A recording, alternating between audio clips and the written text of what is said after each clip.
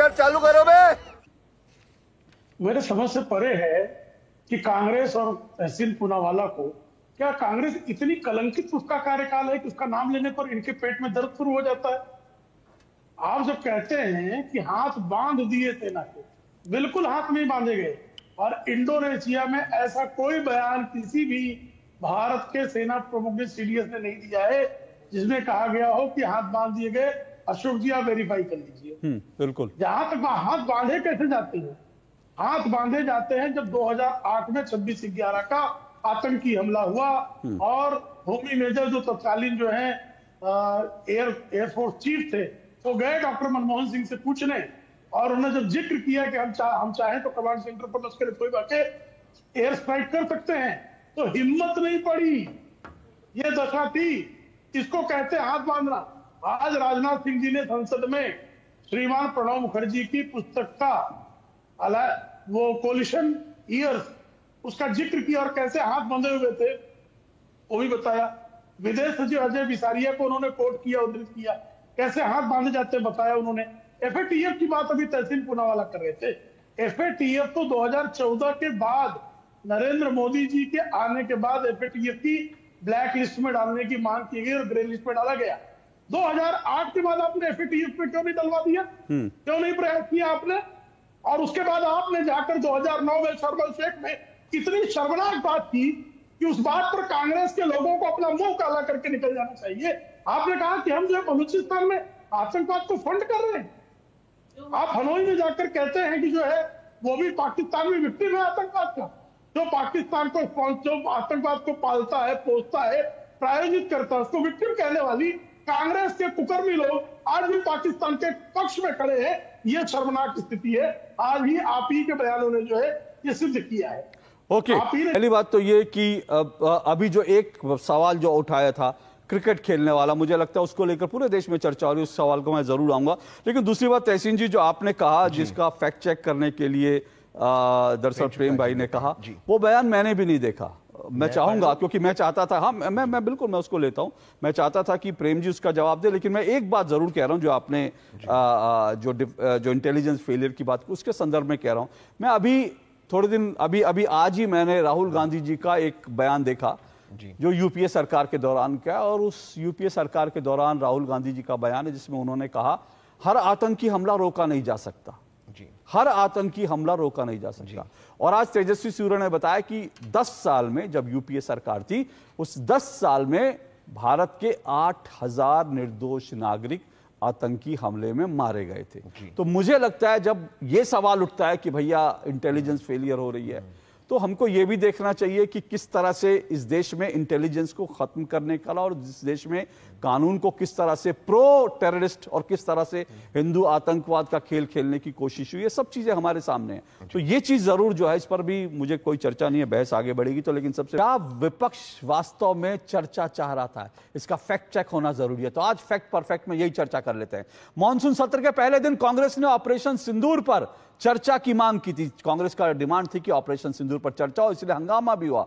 सिंदूर पर चर्चा के मुद्दे पर कांग्रेस ने संसद नहीं चलने दी थी कि हमको सिंदूर पर चर्चा चाहिए। एक हफ्ते तक यह ड्रामा चलता रहा। आज सुबह सिंदूर पर चर्चा शुरू हुई तो विपक्ष ने एसआईआर पर चर्चा की मांग की और कहा पहले लिख के दो कि इसके बाद एसआईआर पर चर्चा होगी, और यह कह के हंगामा कर दिया। 2 बजे तक जो है चर्चा शुरू ही नहीं हो पाई।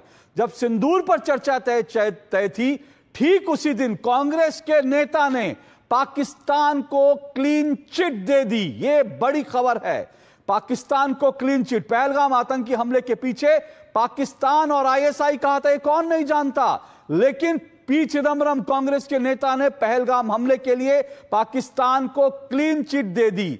यूपीए सरकार ने हिंदू आतंकवाद की झूठी थ्योरी गढ़ी थी, बोलिए मत, और इस थ्योरी को गढ़ने में जो लोग शामिल थे उनमें पी चिदम्बरम शामिल हैं। चिदम्बरम सोनिया और राहुल गांधी की सरकार में गृह मंत्री और वित्त मंत्री रह चुके हैं, उनका ओहदा समझ लीजिए। 26/11 मुंबई आतंकवादी हमले के समय पी चिदम्बरम देश के गृह मंत्री थे, और कांग्रेस ने 26/11 आतंकी हमले को पाकिस्तान नहीं बल्कि आरएसएस की साजिश बताया था, तो पाकिस्तान को वहां भी क्लीन चिट दी थी। आज कांग्रेस सांसद प्रणीति शिंदे ने संसद में ऑपरेशन सिंदूर को तमाशा कहा ऑपरेशन सिंदूर तमाशा था। इस बीच राहुल गांधी जो लगातार सरकार की विदेश नीति पर सवाल उठाते रहते हैं, लेकिन आज जब विदेश मंत्री एस जयशंकर इन सवालों का जवाब दे रहे थे तो सदन में, लोकसभा में राहुल गांधी नदारद थे। तो इससे आपको समझ आएगा कि दरअसल कांग्रेस या राहुल गांधी सिंदूर पर चर्चा, पहलगाम पर चर्चा को लेकर कितना गंभीर थे। चर्चा वो चाह रहे थे या दरअसल कांग्रेस का एजेंडे को बढ़ाना चाह रहे थे। किशोर तिवारी जी, पी चिदम्बरम कह रहे हैं कि भाई कोई सबूत नहीं है कि पाकिस्तान की तरफ से आए। एक बार फिर से पाकिस्तान को क्लीन चिट देने की कोशिश। आपकी पार्टी का क्या रुख है इस मुद्दे पर?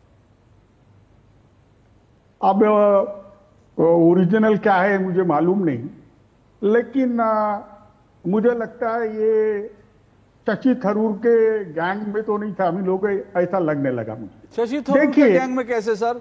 शशि थरूर के गैंग को तो एक मिनट आप बोलिए ना। मैं, आपने शशि थरूर का नाम लिया तो मैं ये बता दूं ना, शशि थरूर तो आज मौन व्रत वाले जो है उसमें थे, क्योंकि उनको कांग्रेस ने कहा कि भाई सरकार की बुराई करो सिंधु, और लेकिन उन्होंने कहा बिल्कुल मैं नहीं करूंगा। वो तो मौन व्रत वाले क्लब में थे, लेकिन पी चिदम्बरम पाकिस्तान को क्लीन चिट देने वाले क्लब में, दोनों अलग अलग क्लब में। अब अपनी अपनी बात, हम किस ट्रेड के कंस्ट्रेंट के वजह से, किस ट्रेंड के कंस्ट्रेंट के वजह से डोनाल्ड ट्रंप के ट्वीट पर बिगर चर्चा कर ही मान गए।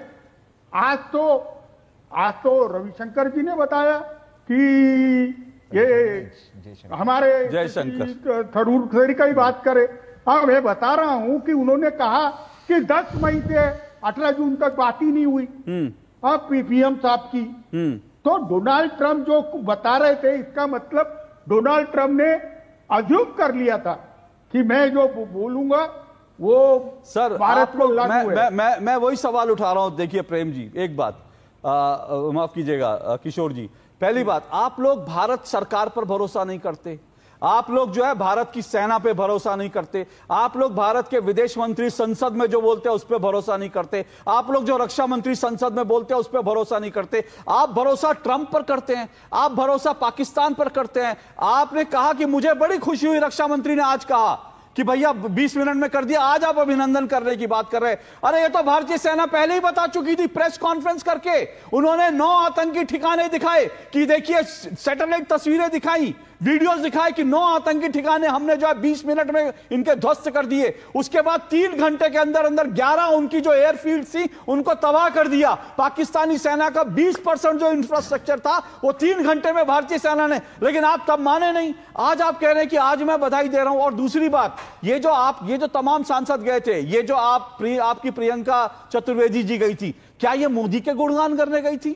सुप्रिया सुले मोदी का गुणगान करने गई थे? या फिर जो है शशि थरूर, मनीष तिवारी ये मोदी का गुणगान करने गए थे? कैसे शब्दों का इस्तेमाल करते हैं। वो मोदी नहीं है जिसका गुणगान करने गए थे, ये सांसद भारत का गुणगान करने गए थे। और मुझे दिक्कत इस बात पे है, कोई भारत का गुणगान करे, चाहे वो प्रियंका चतुर्वेदी हो या फिर वो शशि थरूर हो या फिर वो मनीष तिवारी हो, आप लोगों के पेट में दर्द होने लगता है। आपको लोगों को लगता है कि आज भारत का प्रधानमंत्री नरेंद्र मोदी है तो आज भारत की कोई तारीफ नहीं होनी चाहिए, आज भारत का कोई गुणगान नहीं होना चाहिए। सर इस छोटी सोच से निकलिए किशोर जी, इस छोटी सोच से निकलिए। छोटी सोच, आप लोगों की ये छोटी सोच देश को बर्बाद कर देगी, देश को तबाह कर देगी। आप एक तरफ जो है बचा रहे हैं, आप चिदम्बरम साहब को बचा रहे हैं जो कह रहे हैं कोई सबूत नहीं है। चिदम्बरम जी ने एक बयान दिया, इंटरव्यू दिया, उसके बाद आकर उन्होंने बोल दिया कि भैया मेरा तो बयान का मतलब ये नहीं था। आप नेता हैं, आप जानते हैं बयान कैसे दिए जाते हैं, बयानों से कैसे पलटा जाता है। अशोक जी मुझे क्लियर करने दो।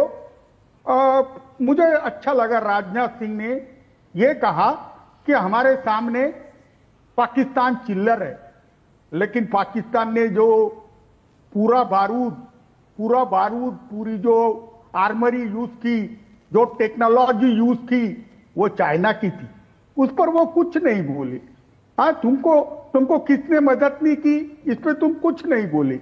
और कितने राफेल गिरे, इस पे भी कहां बोले वो। हाँ, तो ये बोले। मैं एग्जैक्टली यही कह रहा हूं। आप लोग यही चाहते हो कि ये पता चले कि भारत के कितने, मैं आपको दो चीजें जल्दी से बोल रहा हूं, फिर मैं प्रेम जी आपके पास आ रहा हूं।